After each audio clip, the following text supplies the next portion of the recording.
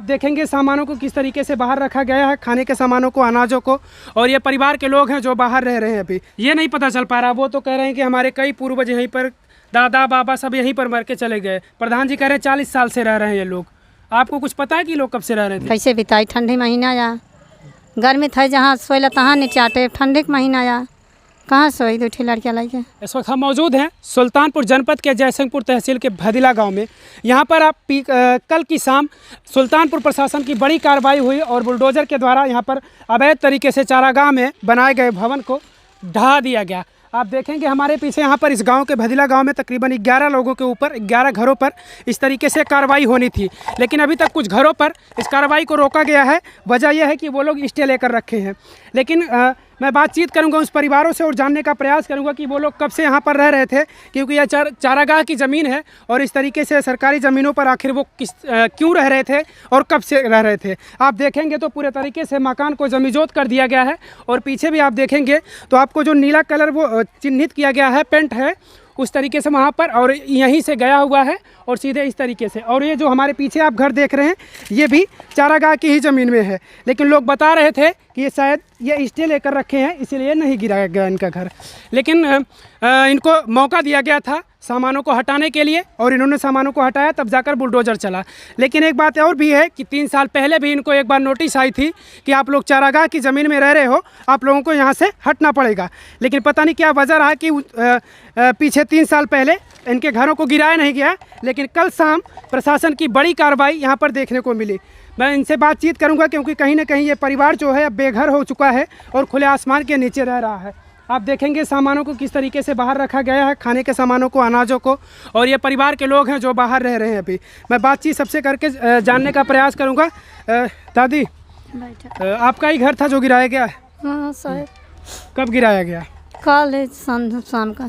कल शाम को? हाँ कल शाम के ही जून साहब। हाँ प्रशासन ने आप लोगों को बताया था कि आप लोग चारागाह में रह रहे हैं? हाँ आप जानते रहे, पहले सुना जानते रहे हैं। पहले आजा बाबा मर गए बुढ़ाई के, आज इतना दिन से बना रहा है। बहुत दिन के घर बना। इसके पहले कितनी पीढ़ी आपकी रह चुकी है यहाँ पर? बहुत दिन का बना रहा भैया। हाँ ससुर मर गए, बियाह गाँव का 22 साल हमारे आदमी के मरे हो गए। 22 साल आदमी ख़त्म हो गए, हाथ से बना रहा है। बहुत दिन का पुरान घर रहा है।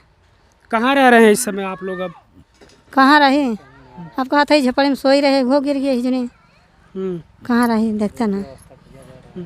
कुछ व्यवस्था हुआ आप लोगों को रहने के लिए? यह धारा था भैया, सब यह देखा गाँव के आए के सब मदद करता नहीं तरह धरा था। हाँ अब सोई की सामान धरी कि 2 चौगा है उनका बांधी।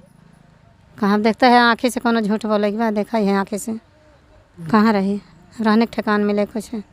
कैसे बिताई? ठंडी महीना या गर्मी था, जहाँ सोइला तहाँ नीचे आटे। ठंडी के महीना या कहाँ सोई 2 लड़कियाँ लाइके।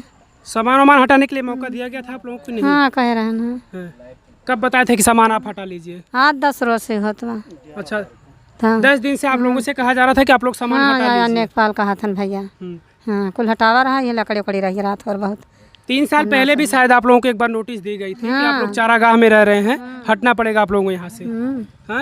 हाँ तब हमारे सब खुद जयसिंहपुर गए रहे हैं। 7-8 बजे रात के गाँव आ रहे, तब सब कहे कि सब यहीं हमारा सब बाटे, सब चुप मान ली। का जानते रहे कि सोई जाए।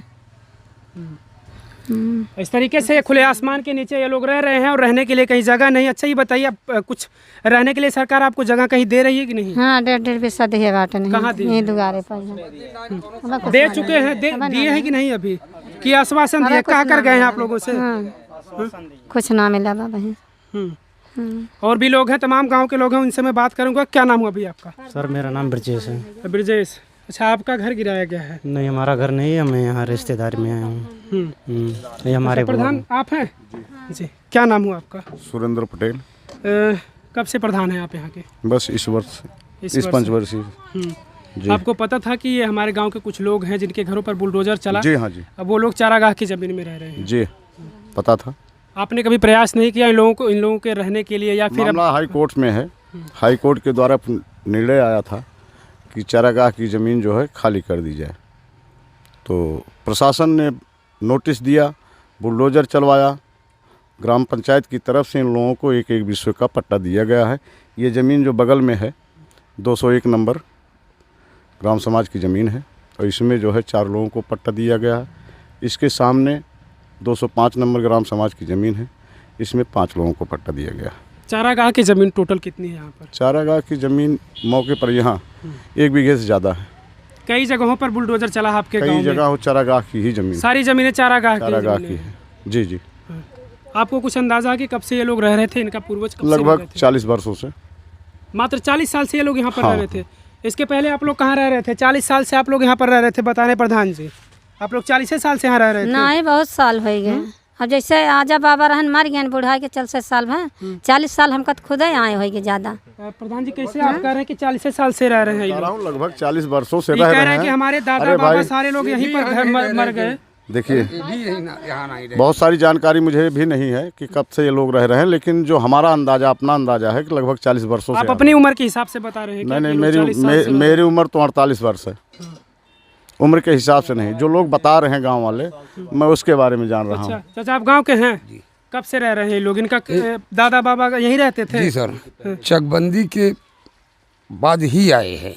जैसे चकबंदी फाइनल हुई तभी उसी समय यहाँ फिर आए। भी कितना समय हो गया होगा? ये कितना समय, कम से कम 55-60। 55-60 साल पहले से। तो ये तो आपको नहीं पता होगा कि उसके पहले ये लोग कहाँ पे रहते थे? इसके पहले हम लोग को भी नहीं पता है, क्योंकि हम लोगों के पिताजी यहाँ आए थे। हम लोग कैसे जाने, हम लोगों की पैदाइश यहीं है। चाचा आप इसी गांव से हैं? हैं जी। ये नहीं पता चल पा रहा, वो तो कह रहे हैं कि हमारे कई पूर्वज यहीं पर, दादा बाबा सब यहीं पर मर के चले गए। प्रधान जी कह रहे हैं 40 साल से रह रहे हैं ये लोग। आपको कुछ पता है कि लोग कब से रह रहे थे? नहीं, हमको भी नहीं पता है। हम तो ननिहाल में रह रहे थे। जैसे इनका आंकड़ा वैसे बस हमारा ये 40-50 साल हो ही लगभग होगा। 40-50 साल। हाँ, जो भी गांव के लोग हैं, प्रधान जी खुद बता रहे हैं कि ये लोग 40 साल से यहाँ रह रहे हैं, लेकिन ये मानने को तैयार नहीं है। और ये कह रही हैं कि हमारे दादा बाबा का ही, हमारे पूर्वज जो थे वो लोग यहीं पर रह रहे थे। लेकिन अब किस तरीके से खुले आसमान के नीचे ये लोग रह रहे थे? प्रधान जी एक चीज़ आप बताइए, आपके गाँव के कई लोग बेघर हो चुके हैं, आपके द्वारा क्या कुछ इनके लिए व्यवस्था की गई? बस शासन के द्वारा इनको यही एक विश्वास ज़मीन पट्टा के रूप में दी गई है। और हम लोग जो है अभी तो कल गिरा है, अब माननीय जिलाधिकारी महोदय से बातचीत करेंगे आवास के लिए। अगर संभव हो सकेगा, जो नियम कानून कहेगा, इनको आवास दिलवाया अभी जाए। तत्काल में ये लोग खुले आसमान के नीचे रह रहे हैं, तो बस- फिर आपकी क्या व्यवस्था है? बस हम लोग सहयोग कर सकते हैं गांव के नाते, जो गांव भी के है। नाते नहीं, आप अलग चीज़ है। जी जी, आप गांव के मुखिया हैं, बाकी लोगों की तो अलग चीज़ें होती है, लेकिन आप गांव के मुखिया हैं। यही तो कह रहा हूँ, आपका दायित्व होता है कि ये लोग सहयोग- खुले आसमान के नीचे रह रहे हैं। सहयोग कर सकता हूँ। बांस लकड़ी जो भी लगेगा उसको दे सकता हूँ, और छप्पर बना के रहें।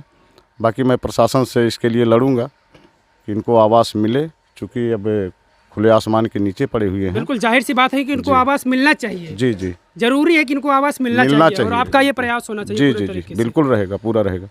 चलिए, बिल्कुल प्रधान जी हैं सामने, कैमरे के सामने इन्होंने आश्वासन दिया है इन परिवारों को कि इनको रहने के लिए ठिकाना दिया जाएगा और घर भी इनको बनवा कर दिया जाएगा, कॉलोनी वगैरह।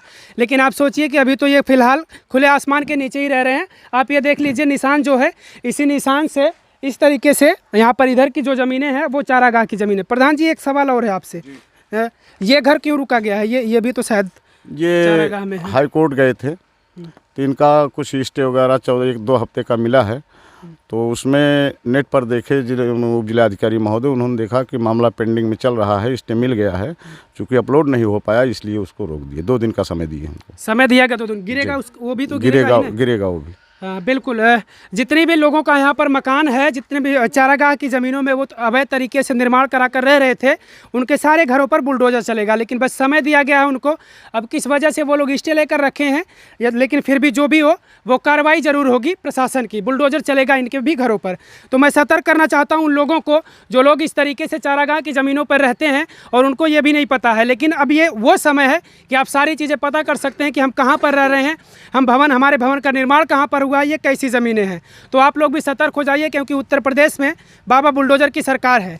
और ये बुलडोजर, अगर आप इस तरीके से रह रहे हैं अवैध तरीके से, तो आपके घर पर भी बुलडोजर चल सकता है। वीडियो को आप लोग ज़्यादा से ज़्यादा शेयर करिएगा, लोगों को सतर्क होने के लिए। लोग सतर्क हो जाएं ऐसे ज़मीनों पर अगर रह रहे हैं लोग। धन्यवाद।